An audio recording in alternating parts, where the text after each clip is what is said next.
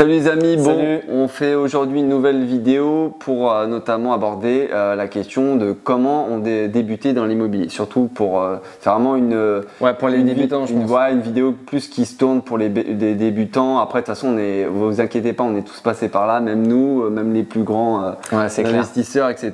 Donc c'est pas quelque chose qu'il faut le prendre négativement. C'est tout à fait normal et c'est juste, là on va vous dire comment bien démarrer. Bon, après vous allez voir, ça va être en fonction de les points importants, quoi. Ouais, de vos objectifs, de vos capacités notamment. Ouais, donc premier point super important avant même d'investir, et ça coule sous le sens, mais bon, pas forcément pour tout le monde, c'est d'avoir une situation quand même assez stable, surtout vis-à-vis de la banque, évidemment.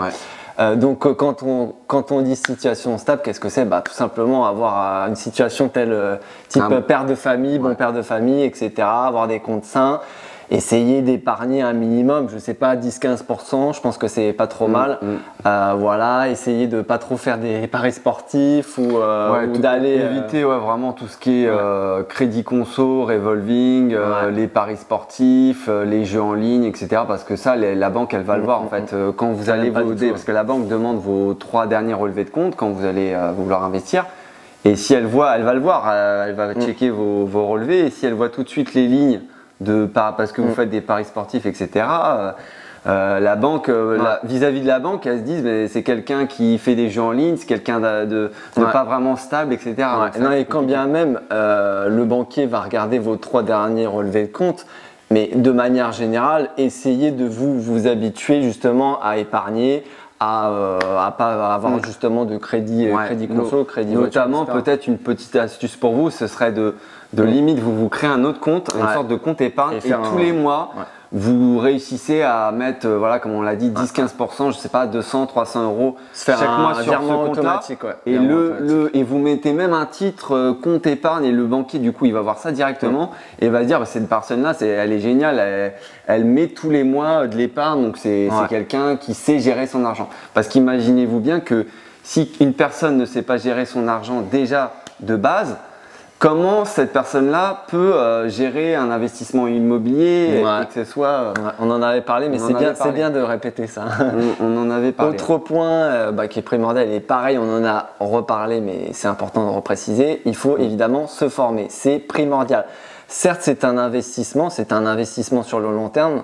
Il n'y a rien de mieux que d'investir par rapport pour avoir des connaissances qui durent forcément sur le long terme. Donc voilà, ça reste le nerf de la guerre, tout simplement. Et bien, effectivement, une fois que vous vous formez, pendant ces formations, que ce soit par YouTube, des formations en ligne, etc., faut que vous sachiez vraiment ce que vous voulez dans les prochaines années, même 5 ans, quelle stratégie vous voulez mettre en place. Et une fois que vous avez bien défini ces stratégies, vous pouvez y aller, parce que c'est vrai que si vous vous lancez comme ça un peu de but en blanc sans vraiment avoir d'objectif, de stratégie, de vous dire pourquoi vous le faites, c'est vrai que c'est un peu compliqué. Vous pouvez vous perdre et du coup perdre peut-être plus de temps parce que vous allez vous dire au bout d'1-2 ans, mais en fait je suis bloqué parce qu'en fait je veux que ce soit du patrimonial pour mes enfants, et en fait vous n'avez pas adopté ces stratégies. Tout simplement. Donc très important, vraiment savoir quelle est votre stratégie en fonction de vos objectifs. Donc est-ce que c'est pour du patrimonial, est-ce que vous voulez léguer je sais pas, un immeuble à vos enfants, est-ce que vous voulez faire du locatif, ou est-ce que vous voulez vous voulez faire de l'achat-revente pour tirer une plus-value au final. Donc ça c'est super important, et beaucoup, je pense, d'investisseurs débutent sans trop savoir sur quel pied danser. Je crois qu'on en avait parlé aussi, et pour nous, c'est une erreur, parce que vous allez perdre beaucoup de temps à vous chercher et à trouver la stratégie qui correspond à vos besoins, tout simplement. Et ça, notamment, du coup, fixez-vous les objectifs que vous souhaitez avoir, etc. Et notamment, du coup, le faire en fonction de vos contraintes. On l'a dit dans plusieurs capacités. Dans plusieurs vidéos. Donc voilà, vous avez, tout le monde a une vie, etc. Que ce soit votre boulot, peut-être vous avez de la famille, etc. Donc fixez-vous des objectifs en fonction de cela et de ce que vous voulez avoir. C'est-à-dire que si vous n'avez pas trop le temps, du coup vous allez peut-être investir dans des villes proches de chez vous ou même dans votre ville.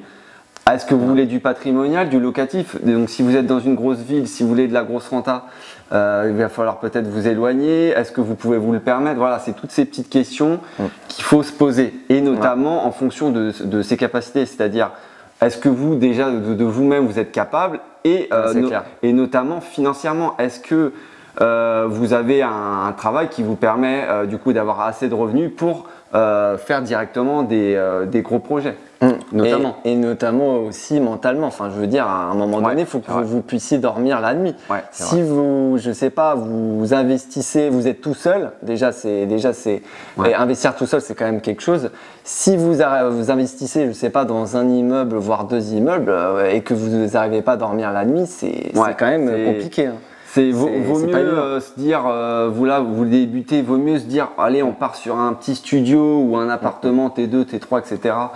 Pour que vous vous dites, bah voilà, je démarre gentiment et vous dormez sereinement et vous faites les choses bien, que vouloir tout de suite démarrer en trombe et faire comme certains investisseurs, notamment nous peut-être, on va en inspirer certains et ils vont vouloir faire la même chose. C'est bien de vouloir viser haut, mais il ne faut pas non plus se brûler les ailes. Voilà, c'est ça. Voilà, on va le dire en même temps, mais du coup, voilà, faut vraiment faire la part des choses et se dire, voilà, pourquoi pas démarrer gentiment. Et effectivement, dès que vous avez fait votre première expérience en immobilier, et ben voilà, là, vous pouvez vraiment. Il faut investir en fonction de ses moyens, c'est primordial, parce qu'on peut penser qu'on en est capable et se réveiller un matin et puis se dire c'est pas pour moi et j'ai pas les épaules assez solides, sauf que c'est trop tard. C'est pour ça qu'il faut bien visualiser avant, en amont. Exactement. Et vraiment, pour finir, c'est juste passer à l'action. Faut se dire que vaut mieux quelque chose parce qu'il y a beaucoup d'investisseurs qui vont attendre pendant peut-être 1-2 ans l'opportunité, la bonne occasion, la grosse rentabilité, quelque chose de parfait. Mais le bien rentable, enfin quelque chose qui est parfait, vous allez l'attendre longtemps, ça n'existe pas. C'est quelque chose d'imparfait que vous allez le rendre pas parfait, mais je veux dire le mieux possible. Donc c'est quelque chose qu'il faut. Disons que vous trouverez toujours des bonnes affaires, mais disons que de manière générale, aller à 90% des cas, la bonne affaire, c'est vous qui allez la créer. C'est vous qui allez faire une bonne négo, c'est vous qui allez optimiser la location, etc. Donc voilà, et puis comme tu l'as très bien dit, évidemment passer à l'action. Sans passage à l'action, il n'y a rien derrière, il n'y a rien de concret en tout cas. Vaut mieux quelque chose, vous passez à l'action, que vous investissez dans un petit studio, vous avez une rentabilité de peut-être 8-9% et c'est déjà très bien par rapport à beaucoup d'investisseurs. C'est clair. Mais que voilà, c'est un petit objectif que vous vous êtes fixé et puis continuez par la suite. Que vouloir trop gros, que vous voulez viser du 10-15%. Et au final, il y a plein d'imprévus et du coup, vous grillez un peu les ailes. C'est plus du 10%, c'est du 5%, enfin je sais pas, quelque chose comme ça. Et puis c'est plus du tout rentable, comme vous pouvez l'imaginer. Vaut mieux du fait que parfait. Voilà, c'est ce qu'il faut retenir. Et juste passer à l'action, tout simplement. Exactement. Dites-nous en commentaire si déjà vous avez aimé cette vidéo. Nous, en tout cas, on prend un réel plaisir chaque jour à vous donner de la valeur et à vous donner un peu notre ressenti, notre expérience, même si ça fait qu'1 an. Et on a encore, même nous, on a encore beaucoup de choses à apprendre. Voilà, dites-nous en commentaire et puis n'hésitez pas si vous avez des questions par rapport à cette thématique. Je pense notamment, peut-être vous pourriez avoir des questions type quels sont vos blocages vraiment là, vous qui débutez, etc. Quelles questions vous posez, quel gros blocage vous avez, que ce soit peut-être psychologique, vous savez pas quelle ville investir, etc. Nous, ça nous aide peut-être après du coup à orienter les prochaines vidéos. Et notamment du coup n'hésitez pas à vraiment vous abonner, liker ces vidéos, c'est important pour nous suivre sur nos différents réseaux sociaux. Surtout Instagram, je pense qu'on sera le plus actif. Instagram, on est vraiment actif, etc. Où on va essayer de vraiment donner pas mal de valeur et de vous faire chaque jour des stories de notre avancement et pouvoir du coup vous aider par rapport aussi à ce que nous on réalise, etc.